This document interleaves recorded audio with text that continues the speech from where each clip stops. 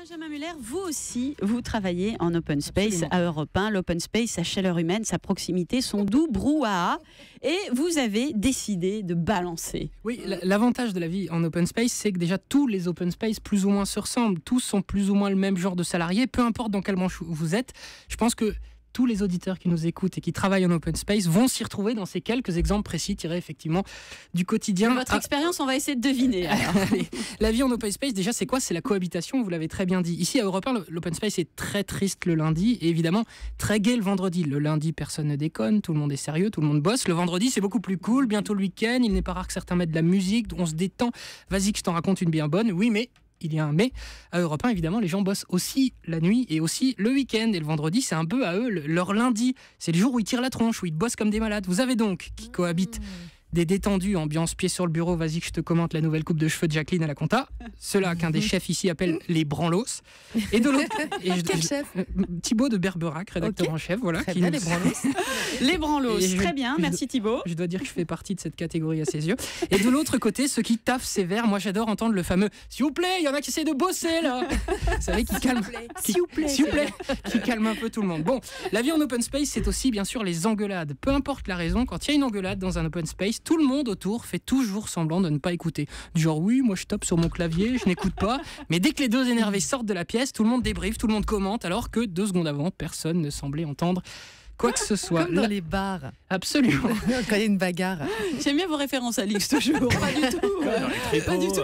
Il y a une vie après le bureau, Marion. Absolument. La vie en open space, c'est aussi une question difficile à régler. Comment passer ces coups de fil privés et les garder privés? Et oui, il n'y a pas de bureau, pas moyen de s'isoler. Donc, il n'est pas rare, à Europe 1, de voir plusieurs gugus parler le plus doucement possible au monde, au téléphone, dans les couloirs, devant les toilettes, ce qui est très sympa.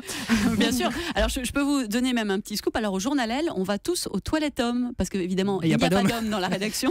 Donc, c'est le seul endroit où on a un tout petit peu d'intimité. On peut avoir un amant, en fait. Voilà, exactement. La vie en open space, c'est aussi la crainte que le chef déboule au mauvais moment. Ce qui est génial en open space, c'est que le chef, le grand chef, peut se pointer devant vous à chaque instant et tomber donc nez à nez avec vous.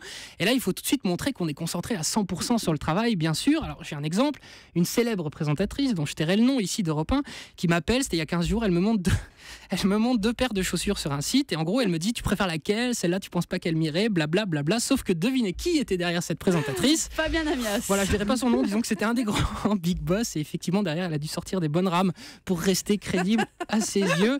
La vie, on vous les offrir, patron, et hop, on passe à Benjamin Fabre. Voilà, un bon faillot. Voilà. C'est un talent. La vie en open space, c'est aussi les rebelles qui refusent l'open space. Nous, on en a 2 ici à Europe 1, des espèces rares, David Abiker et Marion Ruggieri. Alors vous, on ne vous voit jamais dans l'open space. Votre bureau, c'est dans les escaliers, c'est à côté de la machine à café. Moi, je suis dans les escaliers, la concierge est dans l'escalier. Absolument.